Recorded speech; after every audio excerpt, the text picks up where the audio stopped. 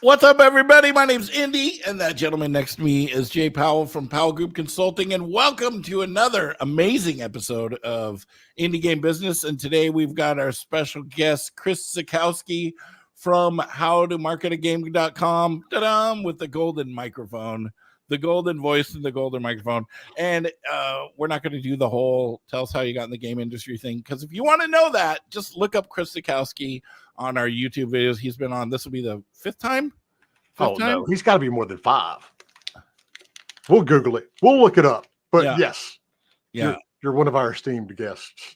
But yeah, so the way all of this is going to work today, Chris has got a whole thing he's going to run through on 30 questions or 30 mistakes that you're going to not hopefully make on your launch. And then afterwards, we'll do questions. But if you have questions in the meantime or during the talk or whatever, post them in chat and we will address them later. But yeah, with that, let's make our job easier and just put Chris in charge. Yeah, and also it's not on Discord because there's a visual presentation. So yeah, you got faked out. It's not on Discord. Nope. Bring it to where it's real. Right here on video. Right. All right. So I promised 30 minutes. So here's my timer. I'm gonna try and do it. 30 minutes, 30 mistakes. Let's get to it here. Now, I've seen a lot of Q&As. I do a lot of Q&As. I'm doing one right after this. And there's always a question, what is the number one mistake you see indies doing? And there is no one mistake. There's 30 mistakes, and we're going to do it in 30 minutes. This is me, Chris Zukowski from howtomarketagame.com. That's me. I write a weekly blog, and I counted it up last year and said, like, how much did I actually write? It's 90,000 words. And I was like, how much is 90,000 words? And then I looked up how long novels are, and they're about 90,000 words. So every year I write a novel about Steam, and I've been doing this for 5 years. So I've written 5 novels for Steam about Steam and indie game development. And I do it for free. Like, I write this blog for free. So howtomarketagame.com/free is where you get it. That's how you subscribe to my one novel per year about Steam. And I've been doing this long enough. I'm starting to show up in game credits now. This is Tiny Glade. They just reached 1 million wish lists, and I got placed right under their moms. So it's like their moms, they thanked their moms, and then they thanked me. So I was like, this is too cute. This is too cool. And I know I should be cool about this, but I'm not. I'm like so overjoyed. I'm like, my eyes are watering. I was in luck and be a landlord. Chris Zukowski has to be broken onto 2 lines. It's a long name. Luckily, he didn't say Christopher Zukowski, but I'm in luck to be a landlord. That is such a cool game. I'm just over the moon. Like, I know I should be cool about this, but I'm not. I'm a total fanboy. So there it is. This is how to get my 5 novels per year, or 5 novels over 5 years, novel per year about how to do Steam. So I'm going to talk about a lot of mistakes. You've probably made some. I know I have. So just realize that a mistake's just a lesson you haven't learned yet. So hopefully let's learn a bunch of lessons today, and then you don't have to make those mistakes. All right. I broke this into 5 parts, or 4 parts. I always have problems with the Roman numerals. 4 parts. Mistakes you can't take back. And we all know we've made some of those. Steam page mistakes, communication mistakes, business mistakes. All these covered today in how much time do I have left? How many minutes do I have left? We got 2 minutes. I've already spent 2 minutes talking about myself. So let's go. Part 1, mistakes you can't take back. All right. You launched into early access to get some feedback. That is not too good. I did some analysis. Early access is your launch. When you go into early access, once somebody can lay money down and get your game, the die is cast, the concrete is set, everything is there. You can't go back. Steam makes a big judgment about your game. Everybody does once your game goes on sale. So if you just casually drop into early access, that's your launch. And I did some analysis. I looked at every early access game that has done early access and then 1.0 in their translation, the transition between the two. And I looked at the first month of early access and the first month of their 1.0 launch. And I found that if you have 10 reviews in your first month, 10 to 50 reviews, you have a 0.1%, a 1% chance of actually succeeding. And success, in my definitions, is 1,000 reviews by 1.0. It is very hard to come out of an early access launch that is soft. Even if you get 250 reviews in the first month of early access, you still only have about a 30% chance, 35% chance to then turn that into a 1,000 review launch. Early access is your launch. Don't treat it as getting feedback, okay? If you want feedback on your game, do an in-person play test, remote play test, do a beta, put your game up on itch.io, like a sliver of it. This is how you get feedback, not early access. Don't do it for early access, okay? Mistake number 2 is finishing your game and then doing some marketing at the end. We all know this one. But Steam, Valve put out this data, and they found that if your game's Steam page is up at least 6 months, you do so much better than if you just put it out after a short marketing period. You need a long runway to do this stuff. And people always say, well, if I put it out for too long, then my wish list will go bad. People will get tired of me. Gamers will get tired. Wish lists aren't milk. I did some analysis on this game that I consulted for, Zero Sievert. Over the years, their wish lists do not age out. This is somebody who wish listed it at this time. They converted just as well as somebody who wish listed it like a couple months just before launch. So wish lists don't get old. Get that Steam page up. Do some marketing. Even a game that was out for 3.5 years, this is their conversion rate by the date that they originally wish listed it. It is steady as a rock right here. This is how long those wish lists have aged. They do not age poorly. It is not milk. All right, number 3 is waiting until the last minute to launch your Steam page. There's a big mistake that I see some indies make. They get into a big festival, or like they've got some big promotion coming, and like the last step I got to do is just get that Steam page reviewed. Don't wait on this, okay? It can be last minute stuff. There's a whole checklist of stuff you have to do to get approved by Valve before you put your page up live, your coming soon page. Get all that done, get that approved, because you don't have to launch immediately. You can get your page approved months in advance. And then just before the big, like announce, maybe you got some big promotion coming up, like you're going to be in the PC gaming show. You want that Steam page live for that thing. And you have to keep it under wraps. Just don't push that last button, okay? Just don't push the launch button. Just get through all this, get it approved by Valve, because they always find something. They're like, oh, well, you did this wrong. And then you got to go fix it. And that can take weeks and weeks. So don't wait till the last minute. Number 4 is talking about your game without a Steam page or a mailing list or Discord ready. Cosmotier, I mentioned them, long runway. They did fine. Very good game. But they just put their game up on itch free, just for fun. And a Blitz did a live stream of their game on itch.io, 458,000 views. They didn't have a Steam page up. I can't even imagine how many wishlists that would have brought in. That's kind of sad, but don't feel too bad. They did fine. But what you got to do is, even if you're not ready for a Steam page, even if you're just doing some marketing, maybe just posting some like GIFs of some little prototype up on Steam, have a mailing list ready. Just have it in the back pocket so that if it does go viral, you can be like, oh, and wish list it. Oh, yeah, I can't wish list it yet. Here, do the mailing list. Have something ready to catch them. Mailing list is best. Discord is second best. Don't say, just follow me on Twitter. You never know what's going to happen with Twitter. Don't use this as your catch-all. Use a mailing list and maybe Discord. All right, number 5 is not updating your release date in Steam. This is a big one. I always get emails about this one, okay? So you can set your launch date, the exact date that you launch, down to the hour. You have to set this in Steam. It's a requirement, okay? This determines when your game will appear in popular upcoming. This is a very, very good list that you appear in if you get enough wish lists and you're just about to launch. However, you can only be here one time. And a lot of indies forget to update their date. Marketing or production slips and you got to delay your game, and they forgot to update that date, and all of a sudden their game pops up on popular upcoming. This sucks. You can't go back and say, we weren't ready. I thought we didn't. We had the wrong date, Steam. Valve says, too bad. We don't care. And that's it. That's it. So make sure you whitelist, you favorite this email address. This is the email address that Valve will send you, because this happens so often. They have started a couple weeks before your launch date sending this email. This is what the email looks like. You'll get this in your inbox and they're like, hey, you're scheduled to go live on this date. Are you still doing it? This is their warning, so you can't yell at them later. Make sure you whitelist this. Make sure you sign up with your real email address. Some people are like, oh yeah, I signed up for Steam with this like account that I never check anymore. Don't do that. Sign up with the account you check every day and whitelist favorite. Do everything you can to check this. In fact, search this email subject line in your email. Make sure you haven't gotten it, because this is their warning. Like, if you don't change that date, you're going to show up on the front page of Steam. And if you're not ready, you're not ready. Okay. You can't take it back. We are now in phase 2. These are Steam page mistakes I always see. Launching with a Steam page without a trailer. Do it. People always say, do I really need a trailer? Yes. This is your announce. Just do it. It could be short as 30 seconds. It doesn't have to be perfect. Just do it.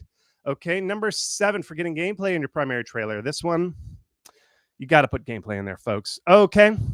Steam uses the first slot on your Steam page for everything. So whenever you hover over something, it plays a clip. I got a little section here. See this? When you hover over Lost Ark, this is what it looks like. See, you see all these little clips? It pulls these clips. These are called the micro trailer from your first trailer in your first slot. If your trailer is really boring and it doesn't have gameplay, you get weird things like box quotes. Like, who needs box quotes in their little thing? You want gameplay in here. You want gameplay in this hover over.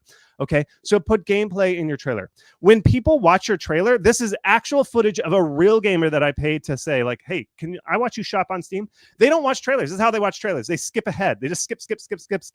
See him? Watch his little mouse clicking on. He's like, God, this is such a boring trailer, because it was all cinematics.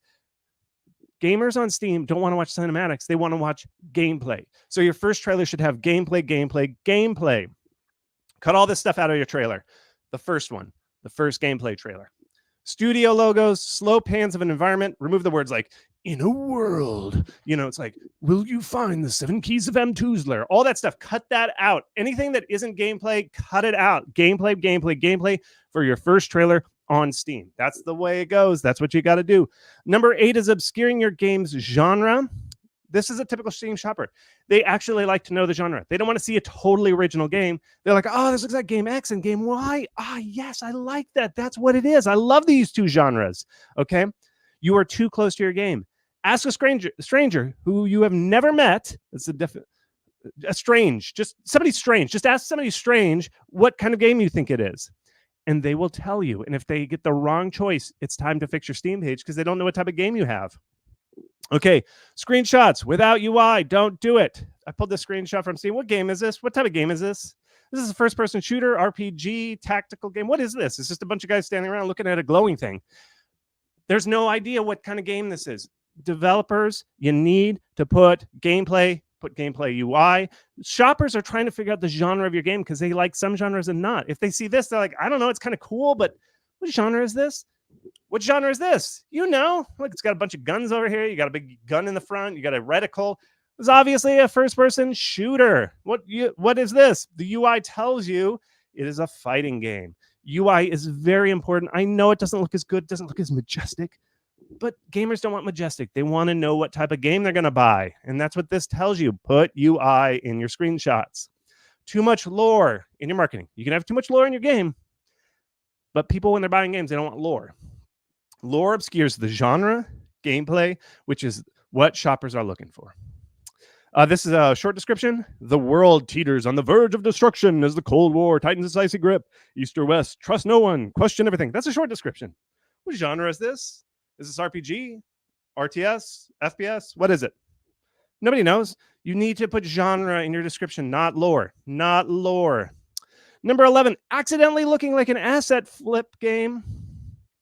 I just pulled this random asset off the Unity store. I just found it. It looks pretty, but if all your screenshots look like this, it's obvious that you are just beginning game development and you bought one asset pack and you just took a bunch of screenshots in your one environment that you built and then slapped it up there. Steam shoppers are very, very smart. They know when it's an asset flip. Like, I could see the same window dressed flowers here, over here. I could tell, everybody can tell that it is one asset. You took 5 minutes, went around the environment, took some pictures. That's not going to work.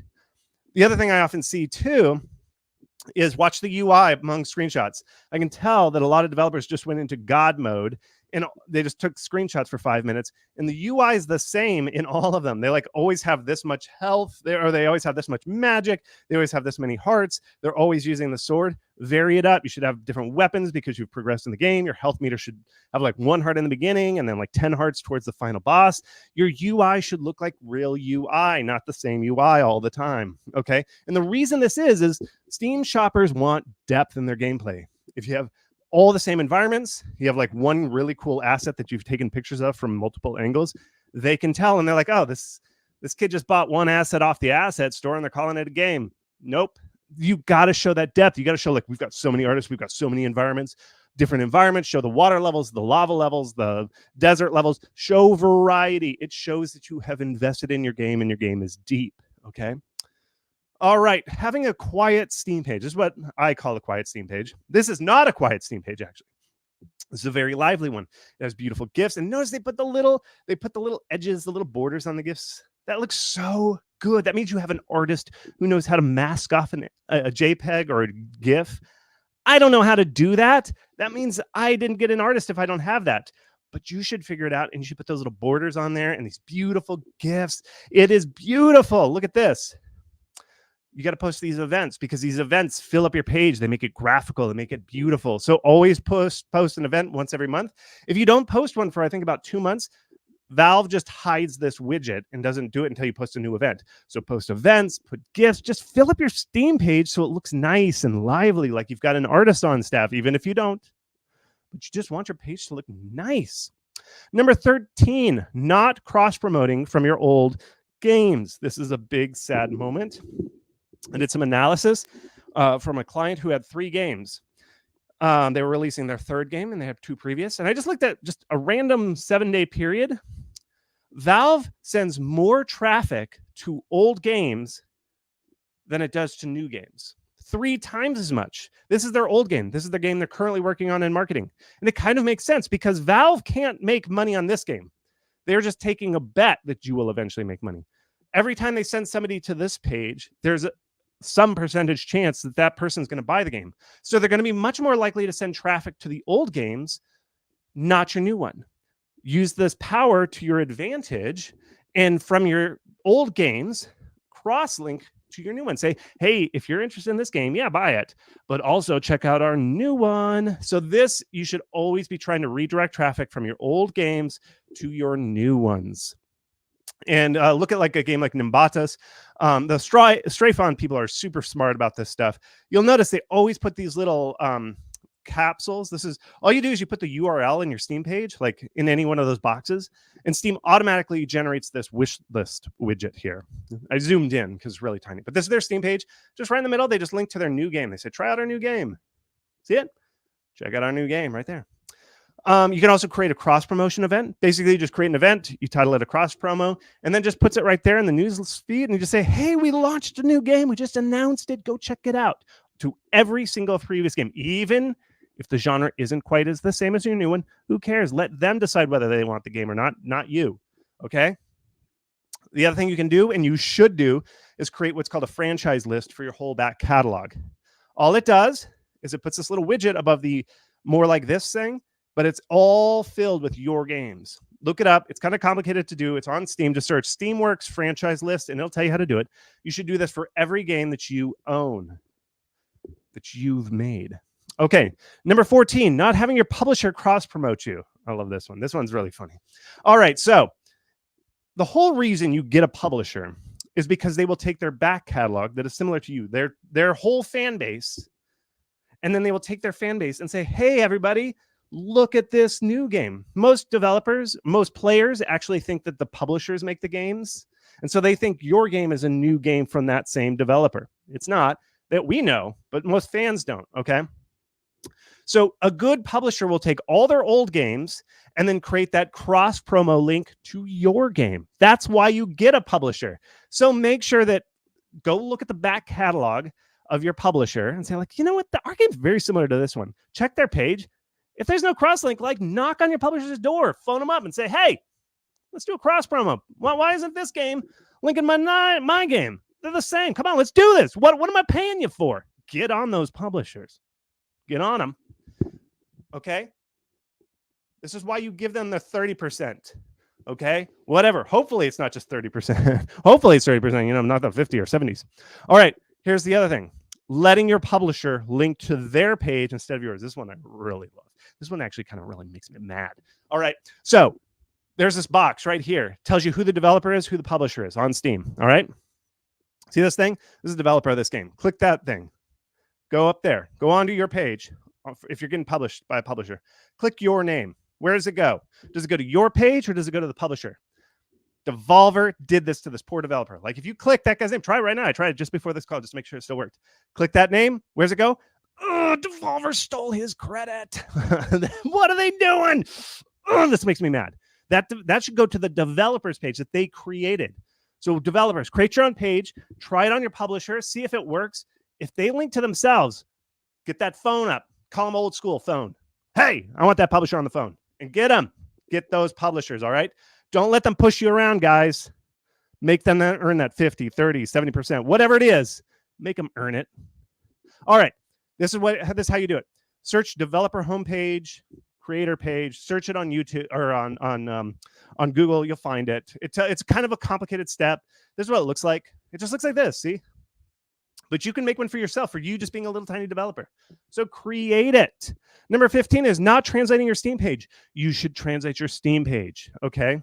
I did some analysis. I just said, hey, everybody, send me your 7-day resting rate, which is 7 days, not when you're doing a big promotion. How much traffic do you get? The blue people translated the page. The red people did not. I know it's not perfect data. So here's another story. This right here, well, let me show you why. Because every single widget here has a different localization. So when you are right at launch time and you start appearing these widgets, they will not show you in the Chinese coming soon or the German coming soon if your page is not translated and you're saying your game's not translated. That is not cool. Chillquarium, an awesome game that is fully translated. They appeared in the Capitalism and Economy Fest. And during that thing, they did awesome. They got 53,000 wish lists from this festival. That is awesome. And they did some backwards analysis, and they realized only 38% of those wish lists came from English speakers. It is no longer sufficient to just translate to English. We got to do all the languages, as many as you can. So do it. And if somebody's going to ask, I know somebody will ask, do the Asian languages first, then Portuguese, then the FIGS languages from Europe. That's the order you should do it. Okay, number 16, not keeping your tags up to date. Just check them. Once a month, go through the tagging wizard. I always see weird tags. People can add tags. It gets weird. Like fans can just add their own tags. That's bad. It's just like weeding your garden. Like once a month, just go in there, pull out anything that's not there. Just do the tagging wizard. All right, number 17, making your own capsule. Don't make your own capsule. Please, folks. Hire a professional artist. Here's why. YouTubers use our art that we spend a lot of money on to make their thumbnails. Thumbnails on YouTube are the reason why some take off and some don't. It is the most critical factor that it's all that YouTubers obsess about. So they need a good capsule. If your capsule is boring, they don't like your game. And if you say, hey, could you play my game on your stream? They're going to look at your capsule and like, ugh, this thing's not cool. I can't do much with this. It's going to be a lot of work to make this look cool and get views to my channel, because that's all they want. They don't want you to play your game. They want views to their channel. So this is Clan Folk. Their old capsule. I love this game, but their old capsule kind of looked like a pizza. I don't know what is going on here. But then they got a really nice one at launch. This one is beautiful. Good job on them. Well, Splattercat played the game with both capsules. He thankfully played it when it looked like a pizza, and it only had 74,000 views. Only. I say only. But then they had him replay it for the updated capsule. Look at this, 174,000 views. This is how important a capsule is. It's the same game, same streamer, just a lot more traffic, because people like beautiful thumbnails, and streamers need our art to do their thumbnails. So if you have a crappy homemade thumbnail, streamers are going to want to cover you. You've got to pay money for this stuff. It's worth it. It is totally worth it to pay for a capsule. Okay. This transitions to communication mistakes, and I'm going to go to the next one here. Not including your capsule in PSD format in a press kit. This is very related to the previous one. If you didn't notice, streamers love to do this face. They love it. They love that face. And what they need to do is they need to do that face on top of your capsule. So what they need, look at how different the different capsules are, but it's pretty much the same art. They just like to kind of Photoshop it in their own style. So they need your capsule in different formats, and they need to be able to move pieces around so that they can put their face in different ways. Okay, so your press kit should include the Photoshop file, layers, game logo with transparency. Everything should be transparent. Throw it into Google Drive, Dropbox, and say in your pitch when you contact streamers, hey, I've got this game, I think you're gonna like it, here's the thumbnail. Full transparency, full PSD, so you can customize it how you want. They're gonna love it. They're gonna love it. Look at how much. See how the logo changes? The logo's here, then the logo's here, then the logo's down here. They need your logo in transparent mode so they can move it how they want and it doesn't look weird. All right, number 19, forgetting to announce your game. This one stresses me out. You should always announce your game. All it is, it's a tweet or a message, anything, and you just include the trailer. That's it. All you say is super excited to announce our new game. That's it. That's all you got to do. That's this tweet. Here's another one. Here's Stray Fawn doing theirs for Wandering Village. See, all you say, happy to announce our game. You always have to do emotion, announce, and then a description of your game. Genre focused. Okay. That's all you do. That's how you announce your game. Here it is. Announcing our upcoming game. And it's just a trailer. All right. Then your trailer, because you're going to announce your game with a trailer. Remember I told you that 30-second trailer? When you upload to YouTube, you just call it announce trailer. You have to put this magic keyword in here, announce trailer, okay? I look back on several developers who had huge Twitter followings. Their announce tweet was the source of their biggest follower increase. For some reason, when you just tweet your game and say announce, it goes more viral. I think it's because all your friends and the community is like, oh, this is an announce. This is news. I got to share this. So you have to do the announce tweet, and you have to do the announce YouTube video, the trailer. Just put announce or reveal in your trailer when you upload it to YouTube, and you just magically get news. That's newsworthy. It gets just more visibility everywhere. Number 20, skipping streams during a Steam festival. Just do it. Everybody's like, do I need to do this? Do I really need to? Yes, you can make it looping. You get Robo Streamer. All you do is upload a video. Just do it. Just do it. Just don't ask questions, okay? Please do it. It's not hard. They don't yell at you. You just need to do it. All right, 21, consistent content updates, okay? You should be doing an update every 3 weeks. You just do an update. You just say, hey, here's the latest thing about our game. It just proves to people, one, it makes your Steam page look better because you get this little thing. It just proves to people that you're still alive. You're still doing stuff. So every day, every 3 weeks, just post it to your Steam page. You could just post it to your newsletter. It doesn't take much. And here's what you want to post, okay? Everybody always asks, well, what do I do every 3 weeks? Okay, post content about your game. I know it sounds obvious. I hate this update. I see this update all the time. Like, we went to PAX. We went to Gamescom. That's your games update. And the people who like your game, your fans, they didn't go there. They're just like, okay, so you got a cool trip. Why do I care? It has to be about your game. If you don't, it's like watching somebody else's vacation photos, okay? Those are boring. So what you do instead of, we went to PAX, is just write about your game. And what I like to do is look at old instruction books from old Nintendo games. These are perfect updates. This is what your update should look like on Steam, to your newsletter, all that kind of stuff. Just describe your game. Like, what's this boss that's a skeleton? What's this monster that's a skeleton? And just describe that skeleton. What are his weaknesses? What are his powers? Just pick one element about your game. Like, pick 3 enemies, write about them. This is a perfect update for every 3 weeks. It doesn't have to be complicated. Just like one paragraph. Just do that. It's your game. You know it better than anybody. You probably do it off the top of your head. All right, number 23, messaging only on the day your game launches. So anytime you have anything to do an update for, you got to wind up for it. No more robots. They don't post as much anymore on Twitter, but they used to do the best updates. Look at how the updates are. They go 6 days to release. Then they count it down, announcing a game tomorrow, and then they do the thing. They never just say this thing. They always tease it for days in advance. Okay, so if you're doing any announcement, count down to it. So if your thing happens on this date, okay, this is what you do. You do 1 week in advance, 3 days until it. Tomorrow, we're going to have a big announce. Then you announce the thing. And then you're like, hey, we announced this big thing 3 days ago. Hey, final reminder that we did this big thing. Don't forget. And then the sale ends or whatever it is. This is how a typical update. You've got to do a lot of lead up before the thing happens. And then you have to remind people that the thing happened. That's just the way it is. Too many people just do this one thing. All right. You got to do all of them. They won't think you're spammers. They like the announcements. Nobody ever misses this stuff. This one really makes me sad. Forgetting the call to action. Always have a call to action. You have to tell people what to do. They don't know. I know you know what to do, but they don't. And it's really simple to write a call to action. Verb, direct object. Wish list, our game. Join, our mailing list. Play, the demo. So many people forget this. This is it. You can just steal this. You can just copy off me. Whatever you want to do. Just remember, there's a big button on any update that you do that says, do this thing, whatever you want them to do, and pick one.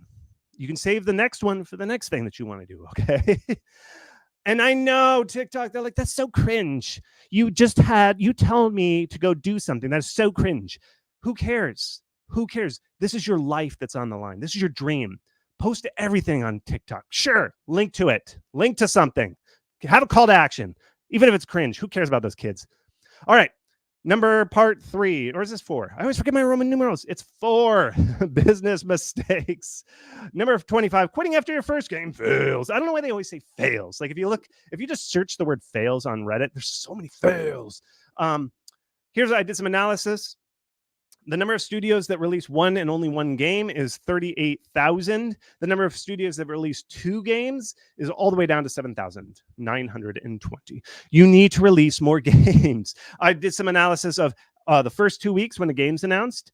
How many wishes did they get? Guess who had the most wish lists? People who had multiple games, a previous game. Part of this is because they're a very good studio and because releasing multiple games. Survivorship bias, I know. But they also can cross-promote, and they have fans from their old games and all this other stuff that they can direct to their new game. So your marketing just becomes stronger when you have old games. See, every red line here is somebody who had a previous game. The blue bars are people who did not have previous games. Notice how many big red bars are up at the front?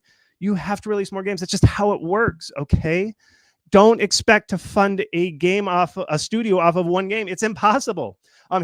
This is publicly financial data that Devolver had to publish because they're publicly traded. Notice that in 2020, 61% of their profits came from their back catalog.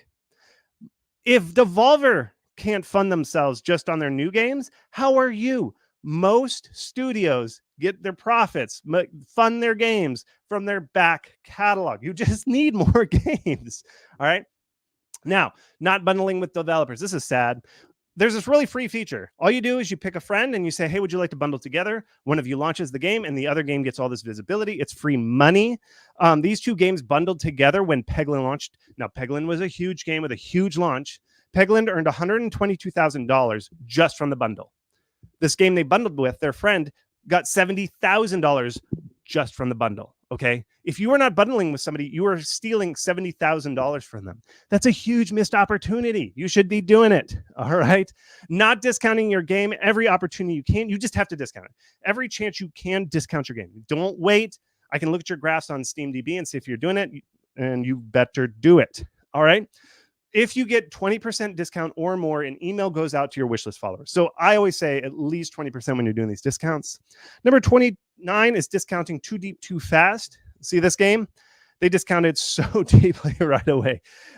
What you want to do is a slow stair step down. Check, is there any deal? Everybody wants to know when the lowest discount is. And if you discount too deep, you just gave away your game to everybody. Some people would buy your game at like 25% off, but they don't. So you just got to do it. If you just go all the way to 70% off, you just undercut yourself with the people who would have bought your game at 25% off.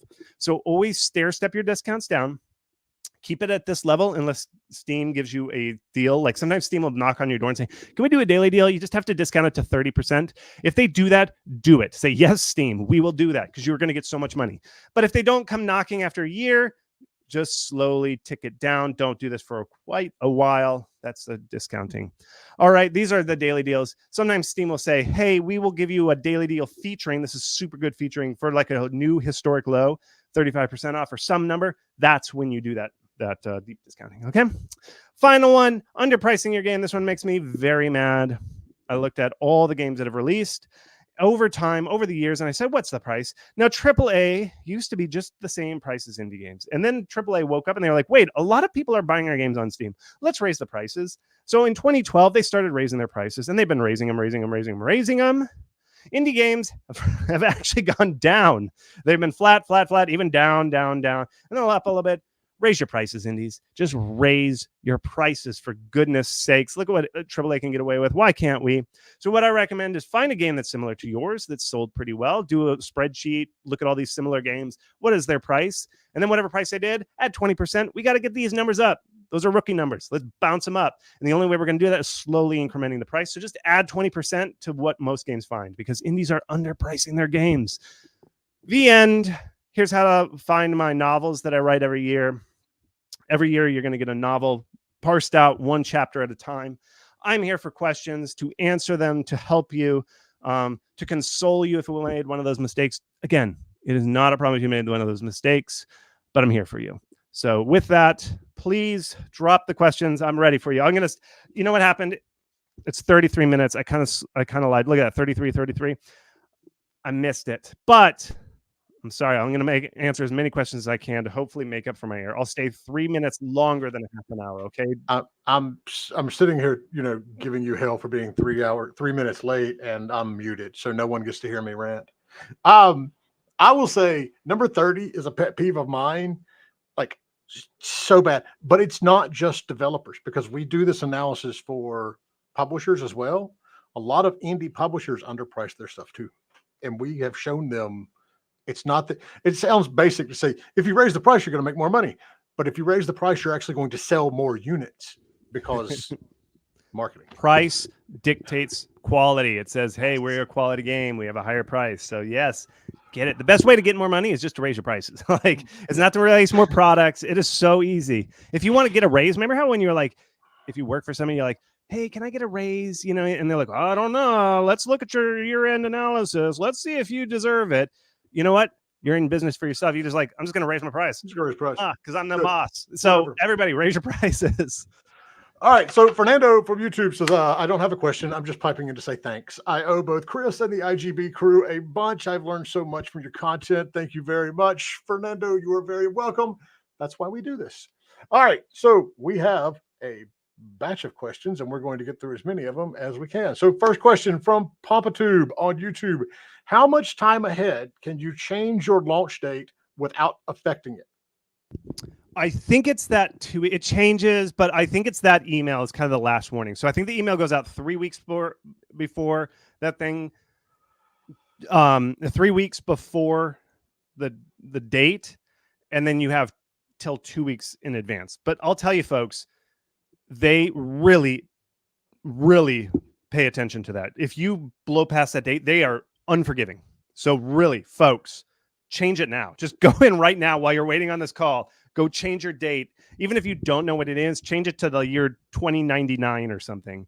Okay. You don't want to blow through that date. You can always change it back to a date. In other words, like if you know, we're going to release on September 21st or something, then you can change it. But if you blow past that date, there's nothing you can do. Basically, take the date that you think it's going to be and add 6 months to it. And it doesn't just add 10 years to it. It but doesn't matter. There is something to be said for having at least a year that's realistic. Well, here's the way it works in Steam is that number is hidden. That's just a number for the metadata on the Steam algorithm. Now, I do agree with you, Jay, that you should put a date. Like you could put this year or coming at the end of it. You can actually, there's a text field where you could write anything you want in there. And that's what I recommend is change the metadate to the year 2099 or something. Don't forget to change it when it is time to launch. But you can add a custom text field to say coming in the year 2025 or whatever it is. And keep that cryptic, but at least put a year. I agree with you, Jay, that you should at least say seriously, we have a year at least. There is some sort of plan here. Albert on YouTube says, when publishing a trailer, what are the best ways to get eyeballs on it? Festivals tend to want a demo or require sign up months ahead. Big press wise, how do we get their attention? Yeah. Okay. So what you got to do is you got to prove that your game's good. So I would tease, how I said, you get your mailing list ready before your Steam page is ready. You want to start doing some social media around your game. Just it doesn't have to even announce the game's name, just what the character's bouncing around in an environment or something. It was something cool looking, right? Start doing that on Twitter and TikTok, just getting it out there. Okay. If any of those times you go viral, you can go to IGN or GameSpot, but IGN's the bigger one, with your trailer, and you knock on their door and say, hey, we went viral with this tweet. We've got a hot game here. Can we get you want the exclusive access to our announced trailer? Here's the trailer, and you put on the trailer all over the place, not for rebroadcast. This is just a preview type of thing. And then if they're like, yeah, we'll take that exclusive, and then you kind of work with them on a date, and you say, hey, this is going to be the date. That is the best way to kick off a trailer is with that. The other thing you can do is when you apply for those festivals, not all festivals want a demo. And if you go to howtomarketagame.com/festivals, we curate a spreadsheet that has all the upcoming festivals. Apply to that festival, and in the box, they always say, is there anything special you want to talk about when you apply? And say, hey, we're going to announce our game. So time it with a festival or with IGN. Pick one of those things. It's most of the time, it's somebody else that's going to be doing the promoting for your trailer, your game. The other one is it's just got to be a good trailer that looks cool, and it has to be a good game concept. If it's not a cool game concept and it's not pretty art and it's not interesting, that's the number one thing. So first step, make a very cool game. Second step, contact IGN. Because you're going to hit what is it? Michael Jordan or whoever it was Wayne Gretzky. You miss 100% of the shots you don't take. So if you don't ask, you're never going to get these things. Worst case scenario, they say no or they ignore you. Who cares? Whatever. Next question from Andre. What to do if you get stuck on around 6,000 wish lists and you get wish lists only at festivals, only about 40 wish lists per week, but you don't really have anything new to show at the moment? Do you have a demo out? Get that demo out, reach out to streamers. That's a good source. And then that's just kind of it. Like, you have to have a big burst of traffic. Festivals are great. They're a great source of traffic, but you really need some external thing. And one of the best ways is streamers. Streamers just play games. So make sure you get that demo out as soon as you can and keep that demo out and just keep reaching out to streamers, like 300 streamers. Make a list of 300 streamers and contact all of them. That's kind of the best way. From Mandisa, does Steamworks allow for checking widgets outside your own region or language? I don't know what that means. I'm not sure what that means exactly. I don't know what that means.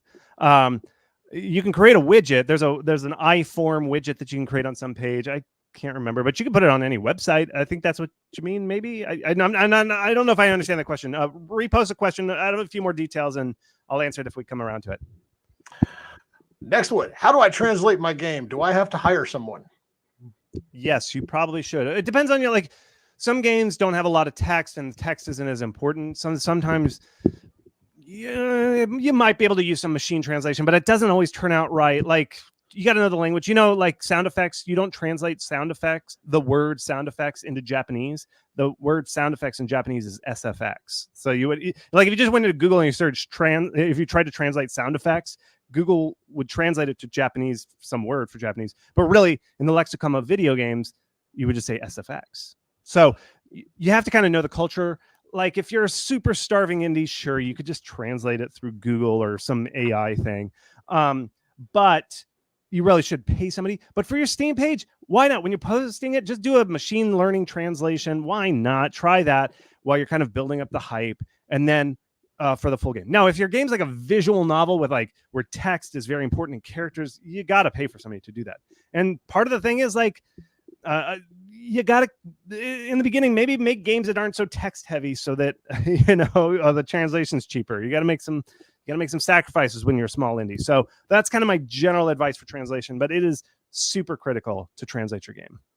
All right. I'm going to disagree with Chris. Always hire somebody. Do not ever use machine learning. If you're a dirt poor indie, if you're a dirt poor, you have two nickels to rub together. But yes, I agree with Jay. If you're dirt poor, you're releasing in English or whatever your native language is. I've done enough localizations over the last 25 years for a good game. Now, if your game sucks, then there's no helping it anyway. But for a good game, you will never lose money on a localization, because it will always, when you start selling it in that region. That's an excellent way to think about Jay. Listen to everything Jay says. Yes. One of the few times I get to actually, counter Chris. In other words, other times I'm just sitting here nodding my head going, yeah. All right. So is there any specific marketing or monetization advice for small games, such as games from new developers? Oh man, that's my whole blog. Go to howtomarketagame.com and just spend the afternoon reading. And the other side of that too is we weren't joking. You've been on here like 8 times. There's a whole litany of talks on our YouTube page, which I can tell from statistics you're basically all on right now. Just look for Chris's name. Just put his name in the search for when you're on the Indie Game Business YouTube page, and seriously go back and listen to these things, because they are 100% worth it. And sign up for the blog, howtomarketagame.com/free. Every week you get something wonderful in your box that tells you specific advice how to market your game. Can I get a signed version of the book? I mean, have you done physical copies yet? I want an autograph version. Should indies consider the J.C. Penney effect? And for those of you outside of America, and even some of the younger folks in America, you may not know what that is. Setting your initial price 15% higher and then offering a 10 to 20% discount occasionally. Yeah, you should do it. The JCPenney effect is, okay, so what happened with the JCPenney effect, it's a discount store, and what they did, JCPenney every month or every day basically were like, oh, it's a 2 for 1 day. Hey, come today for 2 days for 1 day. And then the next day you're like, it's 50% off day. And you're like, that's the same thing. They're like, it's 50% off, So everything was a discount. And then some smart consultant came in and was like, hey, let's just set the prices the same all the time. We'll just set it to the new baseline. We won't do these fun sales and stuff. We'll just set the new baseline. And everybody was like, all the people were like, all the shoppers were like, no way. And their sales dropped. Like JCPenney's sales tanked. And everybody's like, we want the discounts. And they're like, no, that is the discount. We just discounted our price. And they're like, no, we want the fun of 2 for 1 day. We want 2 for 1 day. We want 50% off day. And the consultant's like, you idiots, it's the same day. It's the same thing. It's the same base price. And they're like, no, that's not fun. That's the JCPenney effect. So I think the question might be saying, hey, aren't you worried about always discounting?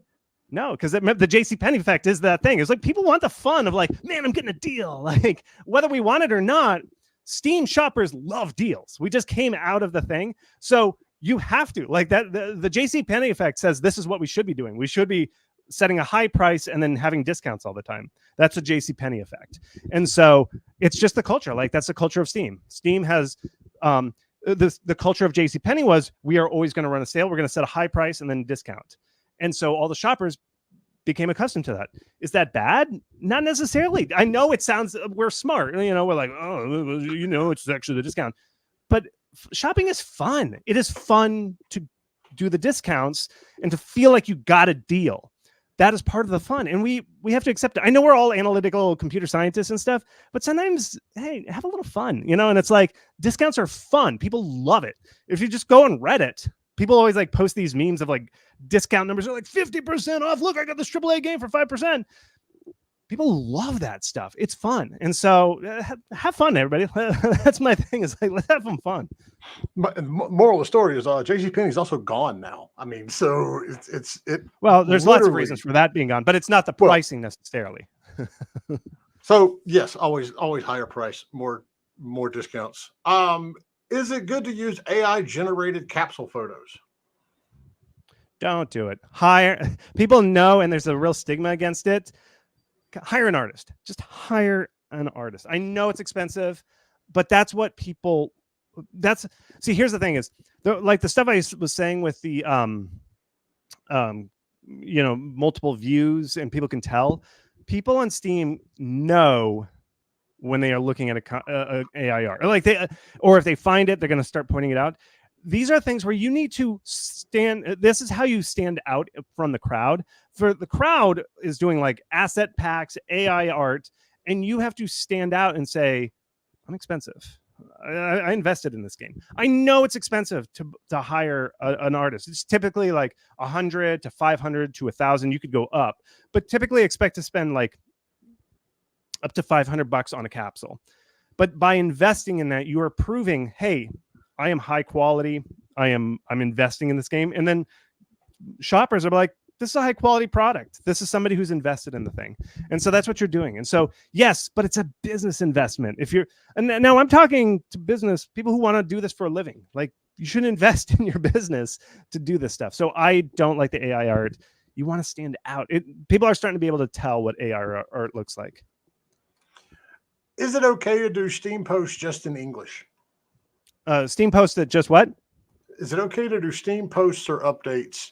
They say in English, but I'm guessing they mean just in English. I don't know, but I mean, here's the thing: is those updates don't do very. The thing is, the updates themselves don't do that amazing, like numbers wise. They just kind of show that you're still there.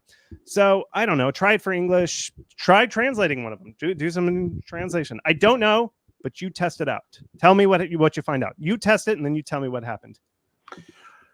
Should a demo be released in a perfect state or as soon as it demonstrates what the game is about? There's a lot in that text. Like perfect state versus everything else. There's so many gradients there. Test it. This is what I do is There's a like, here's what I would do.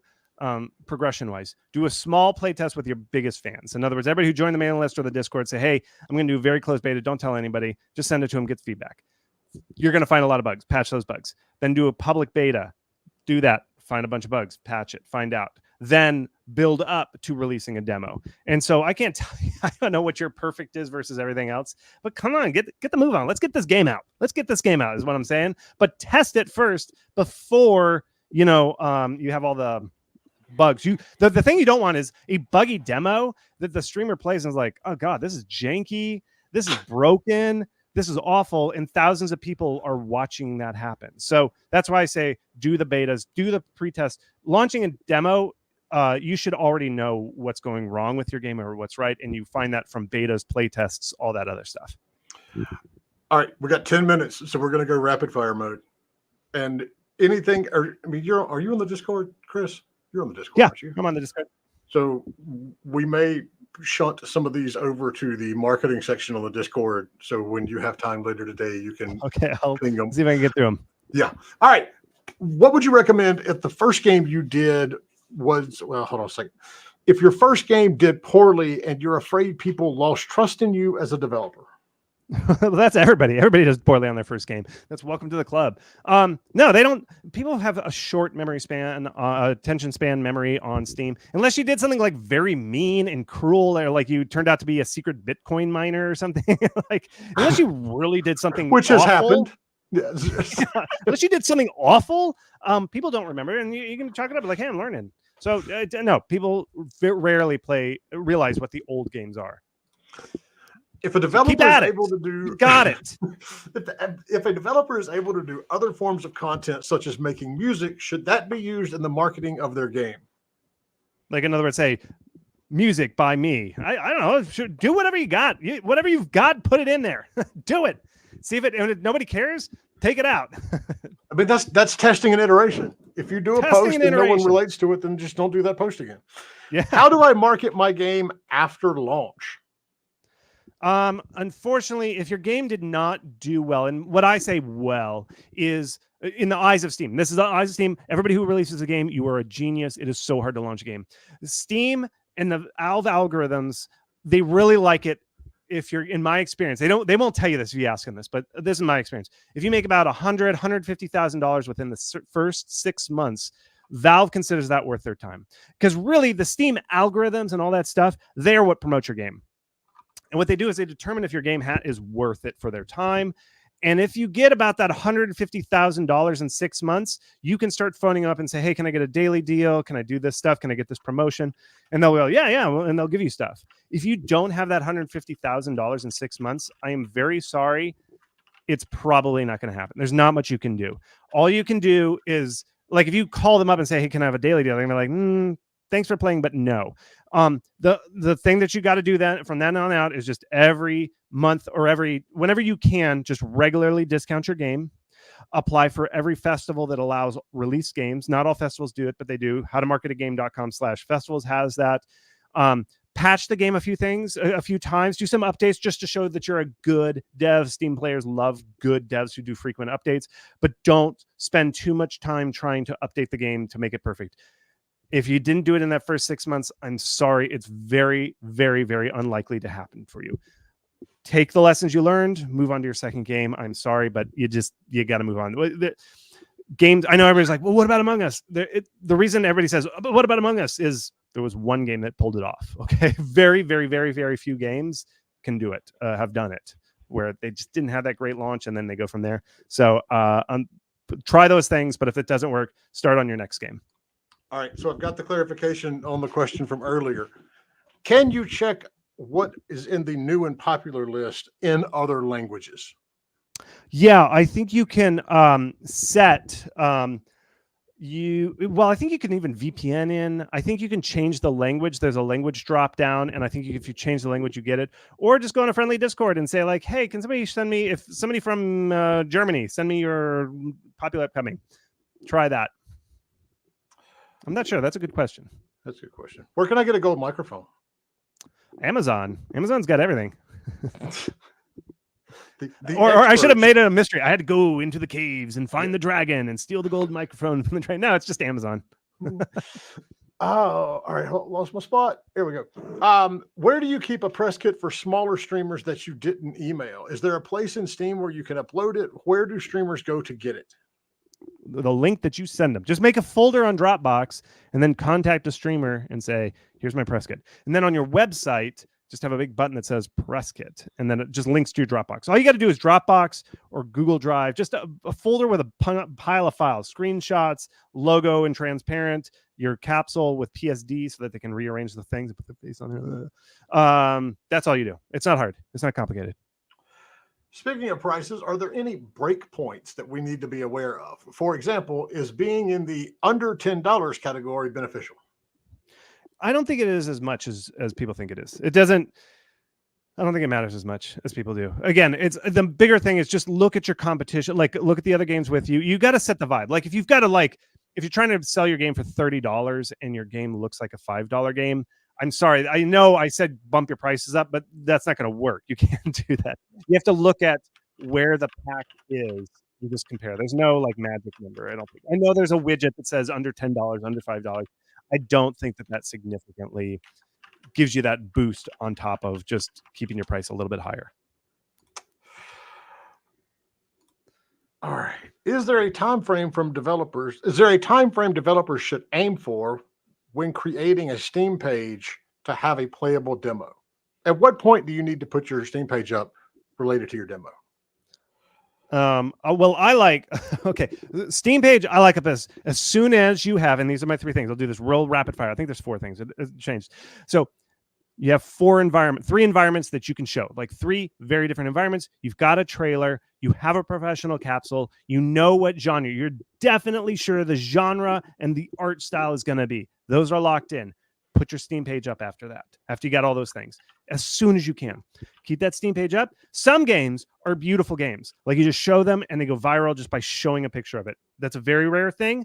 If that happens, you don't probably need a demo.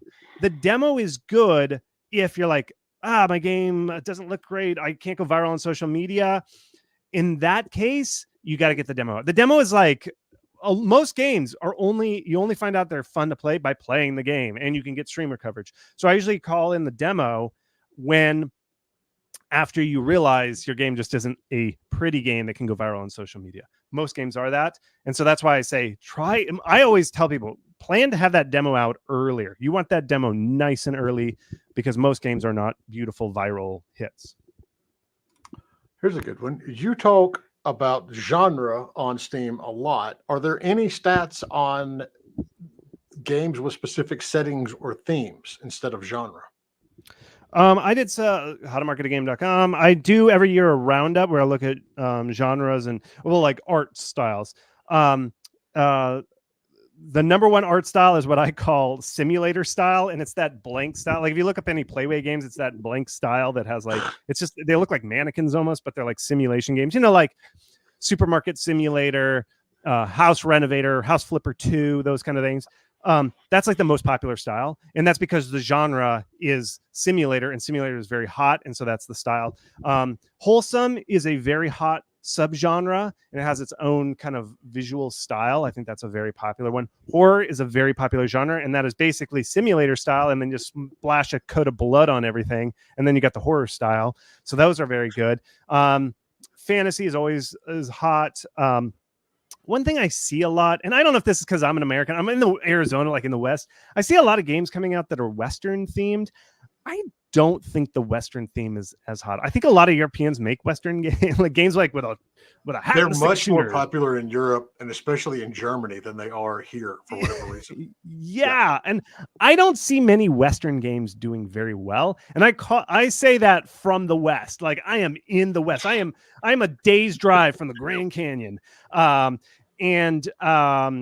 just don't think they're as popular as some Europeans think that they are. So I wouldn't make a cowboy game or something like that.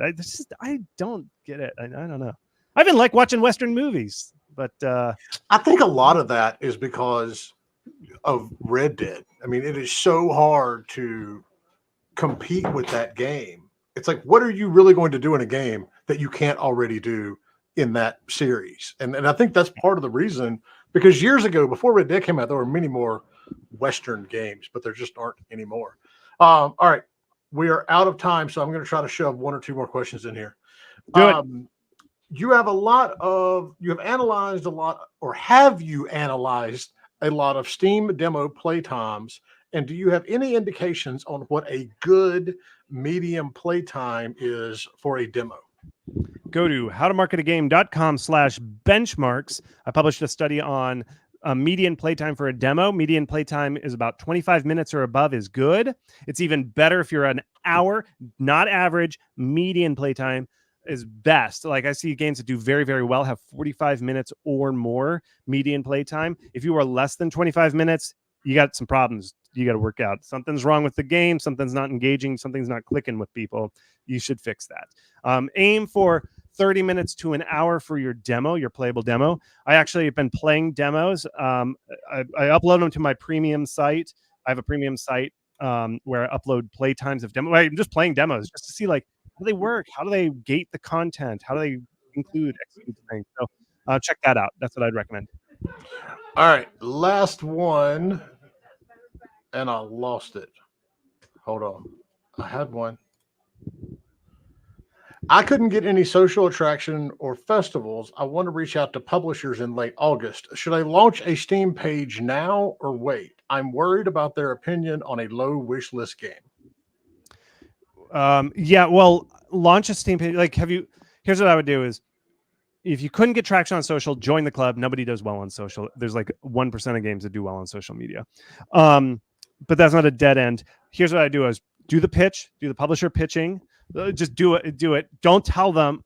You said, should I launch a Steam page? But then you said I have low wish list counts or something. I don't remember what it was. Do the pitch to publishers. Set a timeline. Say 1 month. I'm going to give them 1 month. If the publishers don't bite, like nobody's signing you after that 1 month, publish a Steam page, publish that demo, because we know that it doesn't do well on social media. Publish that demo. Do that thing that I was talking about, how you announce your game with a trailer. Do that. Then see if you take off from that.